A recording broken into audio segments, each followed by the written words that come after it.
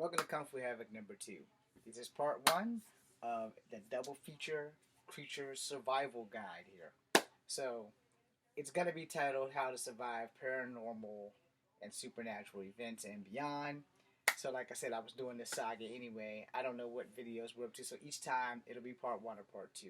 Just to not confuse you, I will also put the title of the creature that we are surviving in, minus my spelling bagger problem. Alright. So first, let's go with something cute and cuddly. Very cute and cuddly. Where are you? There you are. Not Pikachu. He's not a creature. This is a Mugwai. A specific Mugwai. This is Gizmo. And Gizmo is the topic of discussion tonight.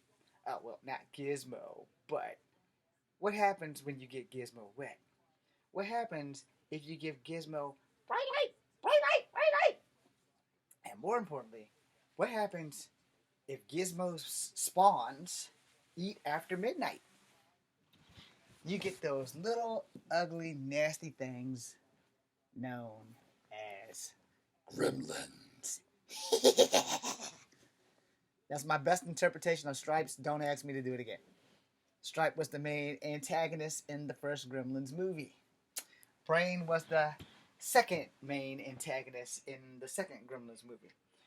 So for all medicinal purposes, we're going to tackle Gremlins tonight. So Gremlins, Mugwais. Let's see if I can do this without it getting racist.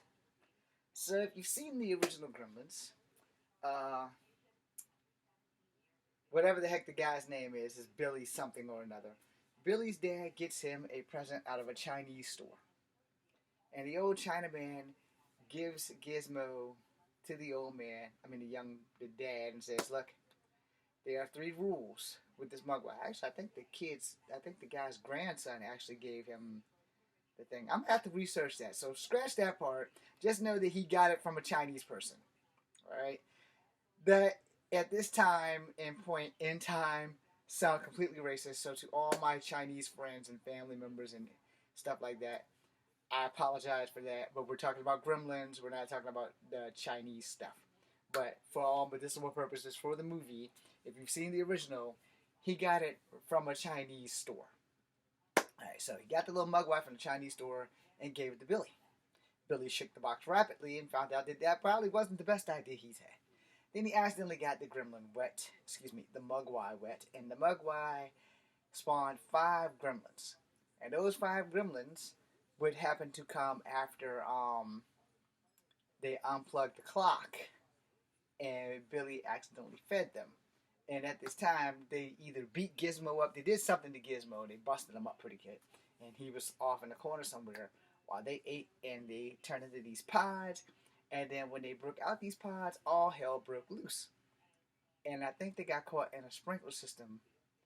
And there was a ton of gremlins after that. Then the whole city went to hell. And the best scene is where the gremlin messes with the lady's chair. And instead of it sliding up this step thingy at a normal rate, it slides at an accelerated speed, which rockets the lady out the window. And I think she dies when she hits the ground, because I can't remember if the cop car hits her or if she hits the ground. If it had been my way, the cop car probably would have hit her. But anyway, just because the old lady was an evil hag anyway, so she had it coming. But anyway, so what are the weaknesses of Gremlins? Bullets hurt them. I don't remember if they actually died when that dude was shooting them. But we know, like vampires, they don't like bright light, and nothing is brighter than the sun, and the sun makes them burst open. So I remember that they trapped all the Gremlins in either an area with a swimming pool, or they trapped them in the mall. Billy took an arrow to the shoulder, and the sexy and most adorable and still gorgeous today, Phoebe Cates, did something. But at the end, they bust a good Lord, let there be light, and all the Gremlins exploded. So how would I deal with the situation? First off, Charlottesville is a big town. Second off, we have at least 4 swimming pools. So the first thing I want to do is make sure that the Gremlins don't go to any of the ACACs or any of the boys and girls clubs that have swimming pools, and any place that has a swimming pool. I want to make sure that they don't go there. And we actually have more than 4 swimming pools, because I didn't think about the public parks like Washington Park or Forest Hill Park. They have swimming pools. Now, there may be a couple other parks, but we also have sprinklers too, so that's kind of a problem. And they would probably overrun Charlottesville in a matter of probably hours. Probably maybe 3 hours max, because Charlottesville isn't as big as Richmond, but it's pretty freaking big.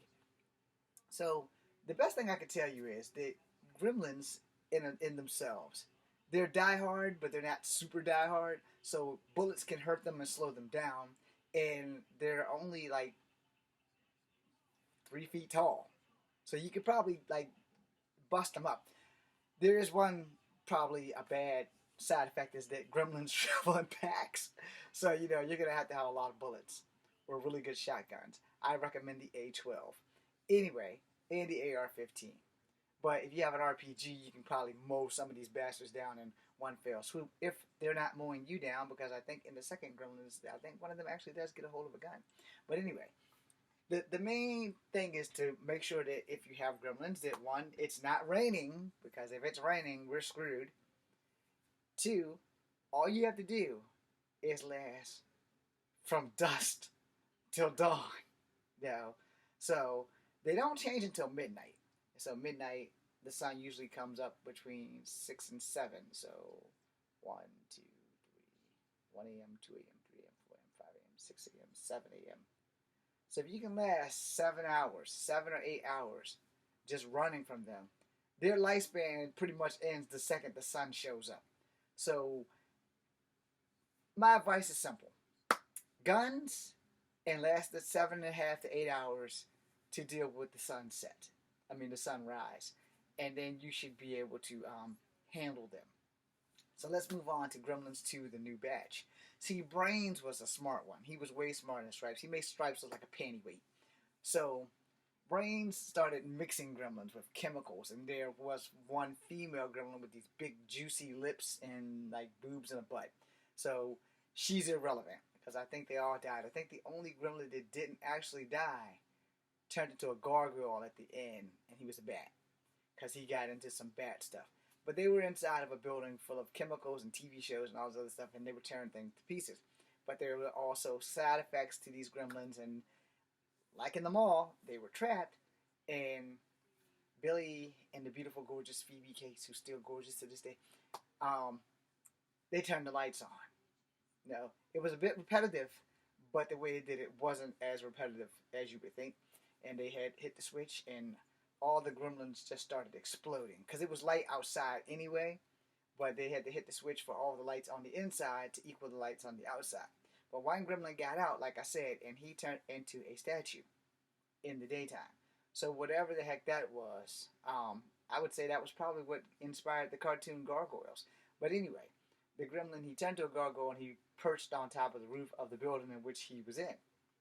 But normally if they get outside and the sun is shining, they burst into flames and they die. So, for that, you have to make sure that you take out the leader first, because Brains was pretty smart. He had his thick glasses on, and he had no kind of sinister laugh like Stripes, and it was a fairly good movie. But again, for Gremlins, guns and sunlight. Those seem to be the only things that actually do damage, because those guys were some fighting little things. Thanks for watching. This is Comfort Havoc number 2. Be seeing you.